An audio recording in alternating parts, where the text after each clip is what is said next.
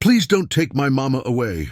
The little boy cried as the sheriff knocked Tommy, pressed his small body against the wooden stair rails, watching his mother feed papers to the hungry flames. Sarah's hands trembled as she held each sheet to the fire, her wedding ring catching the orange light. The old farmhouse creaked around them like it was holding its breath. Ashes floated up the chimney like grey snow. The knock came hard against the front door. 3 times, deliberate. Sarah froze, a half-burned letter still in her grip. The fire hissed and popped. Tommy's stomach dropped the way it did when he fell from the oak tree last summer. "Sarah Mitchell." The voice came through the wood, flat and official. "Open up." Sarah dropped the letter into the flames and wiped her hands on her apron. She walked to the door like she was walking to her own funeral. The hinges groaned as she pulled it open. Sheriff Dalton filled the doorway, his badge catching the porch light. 2 deputies flanked him like bookends. He held folded papers in his weathered hands. "Sarah Mitchell, you need to come with us." "What did I do?" "You know what you did." Tommy scrambled down the stairs, his bare feet slapping against the cold wood. Sarah's arms wrapped around him before he could reach her waist, pulling him tight against her cotton dress. She smelled like smoke and fear. "I don't know what you're talking about." Sarah's voice stayed steady, but Tommy felt her heartbeat racing against his ear. "We got warrants. We got investigations. We got people asking questions about things that happened a long time ago. I've been quiet. I've kept to myself. Quiet ain't enough anymore." Dalton stepped into their house without invitation. His boots left mud on Sarah's clean floors. "Time's up, Sarah." The deputies moved closer. Their hands rested on their gun belts like they expected trouble. Tommy looked up at his mother's face. Her green eyes had gone hard and distant, like she was seeing something far away. "Mama." Sarah bent down and whispered against his ear, her breath warm and urgent. "Find your grandmother. Tell her they came. Tell her everything. Sarah Mitchell, you're under arrest." Dalton pulled out silver handcuffs that glinted in the firelight. "Tommy, run to Grandmama June's house. Run through the corn. Don't look back." The handcuffs clicked shut around Sarah's thin wrists with a sound like breaking bones. Tommy ran through the tall corn stalks like his life depended on it. The green leaves slapped against his face and arms, leaving thin scratches on his skin. His bare feet pounded the dirt path he'd walked 100 times before, but never this fast, never this scared. The sheriff's car headlights swept behind him through the cornrows like searching fingers. Grandmama June's porch light glowed ahead like a lighthouse in the dark. Tommy burst through her screen door without knocking, his chest heaving, tears streaming down his cheeks. June stood in her kitchen, a small pile of boys' clothes already laid out on the table. Clean underwear, jeans, and a flannel shirt that smelled like lavender soap. She didn't look surprised. "They took Mama again," Tommy sobbed, wiping his nose on his sleeve. "I know, child. I know." June pulled him into her soft arms, her grey hair smelling like biscuits and old perfume. "Again?" "Shh, come here." June walked to her bedroom and pulled out her worn leather Bible from the nightstand drawer. Photographs tumbled out like autumn leaves, scattered across the quilt. Tommy picked up a faded picture of his mother, but she looked different, younger. Her hair was shorter and she wore a blue dress he'd never seen. Your mama wasn't always Mitchell. What was she? Someone who tried to tell the truth. Tommy stared at more photographs. A courthouse with black smoke pouring from broken windows. Newspaper clippings with headlines he couldn't read yet. Men in suits shaking hands. His mother was standing behind a microphone, looking scared but determined. "Sarah Blackwood," June whispered, pointing to a name printed under one of the newspaper photos. "That was her name before. Why'd she change it?" "Because some truths are dangerous to tell." June gathered the photographs with shaking hands. "Your mama saw bad men do bad things. She told the law about it. They were supposed to keep her safe, but they didn't. No, someone found her. Someone always finds you eventually." June stood up and walked to her bedroom closet. She pulled out an old shotgun, the metal cold and heavy in her weathered hands. She cracked it open, loaded 2 shells with steady fingers. "Grandmama?" "Pack those clothes, Tommy. We ain't safe here either. Outside." Car engines rumbled in the distance, getting closer.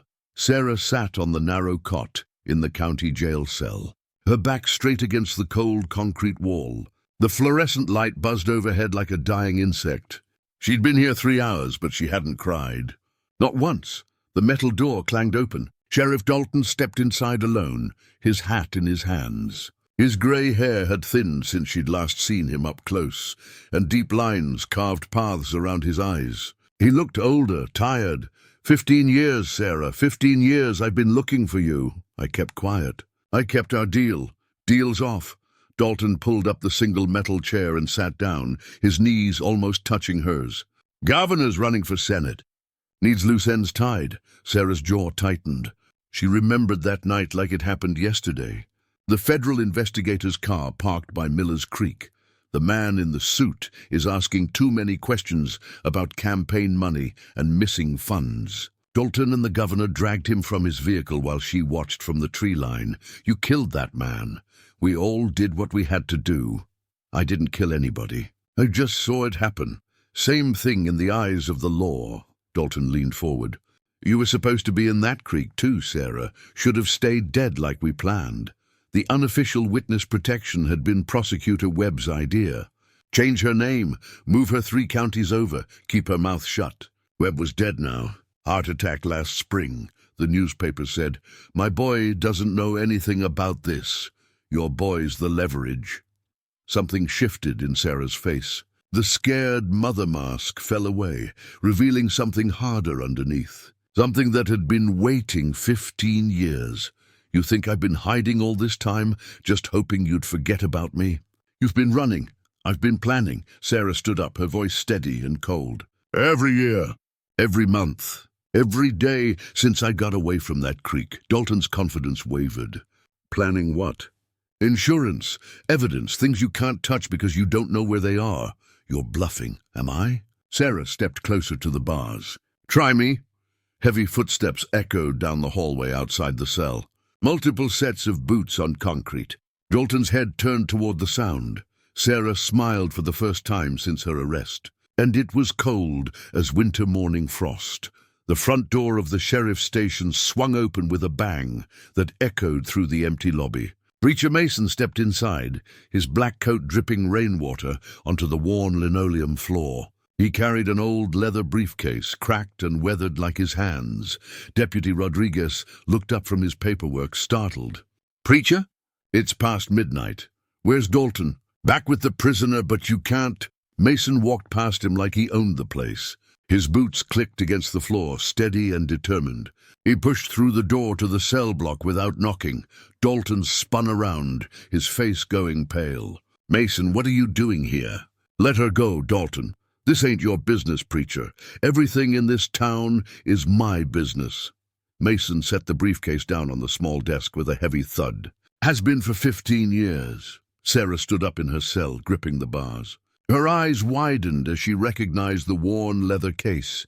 Mason's fingers worked the brass latches. They opened with sharp clicks that seemed loud as gunshots in the small space. Inside, stacks of photographs, documents, and small recording devices lay organized in neat rows. You kept them, Sarah whispered, every single one. Dalton stepped closer, his hand moving instinctively toward his gun. What is this?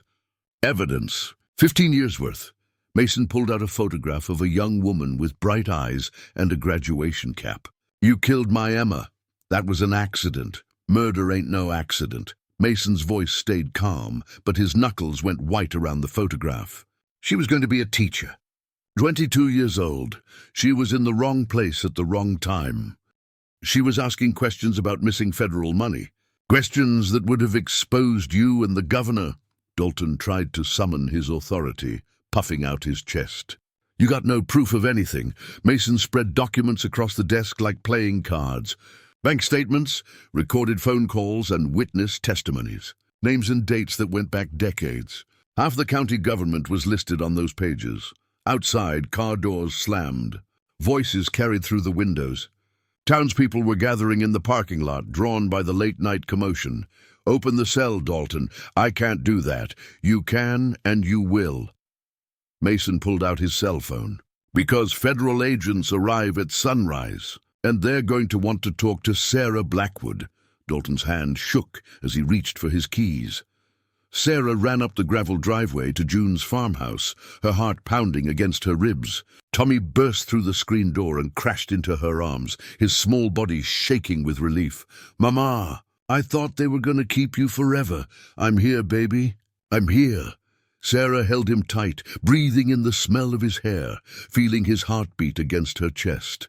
Car headlights swept across the cornfield, cutting through the darkness like searchlights. One set became 2, then 4, then 6. Engines rumbled closer, surrounding the property in a loose circle. June stepped onto her porch, the shotgun cradled in her arms like she was born holding it. "They followed you." "I know." Sarah pushed Tommy behind her as the car stopped, doors slamming like gunshots. Dalton's voice boomed across the yard. "Come out, Sarah! End this peace." "Go to hell, Dalton!" June shouted back, raising her shotgun. More vehicles arrived, their headlights turning the farmyard bright as daylight. People climbed out, taking sides in the dirt driveway. Sarah recognized faces from town. The bank president, 3 county commissioners, the grocery store owner. All of them are loyal to the old way of doing things, but others came too. Families whose farms had been foreclosed on questionable loans. Workers who'd been cheated out of wages. People who remembered what justice used to look like before corruption poisoned everything. Sarah Blackwood. Mayor Hensley stepped forward, his belly straining his vest buttons. "You're tearing this town apart." "This town was already torn," shouted Mrs. Rodriguez from beside her pickup truck. "My husband lost his job because he wouldn't keep quiet about those missing road funds." "That's different." "It ain't different at all." Tommy pressed against the window inside the house, watching his mother pull a pistol from June's coat pocket. "Mama, are we the bad guys?" Sarah turned to look at her son through the glass. "No, baby. Sometimes good people gotta do hard things." Preacher Mason's truck roared up the driveway, followed by 2 black SUVs with government plates. Federal agents stepped out, their hands resting on their weapons. "Sheriff Dalton!" Agent Torres called out. "Stand down! We have warrants." "I don't recognize your authority here." Dalton pulled his gun, his deputies following suit.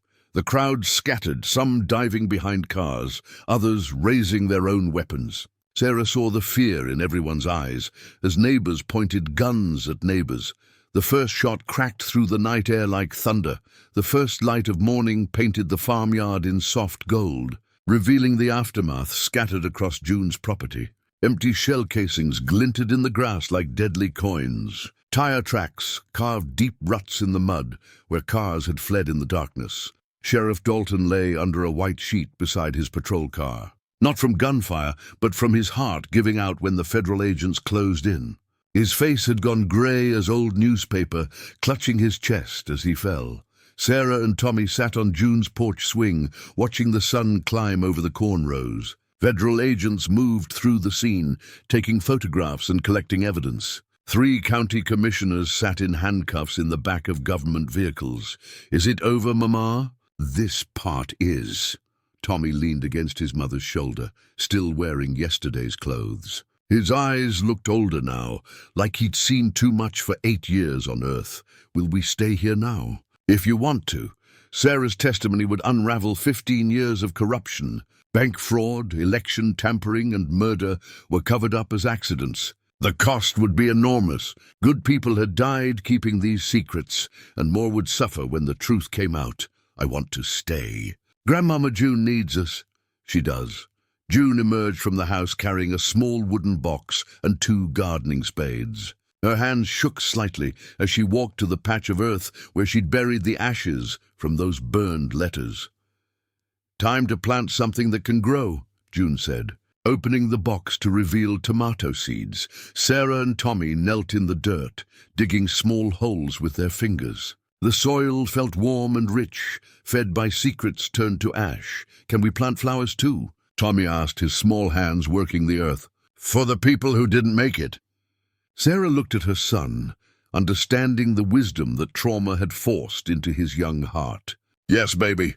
We can plant flowers."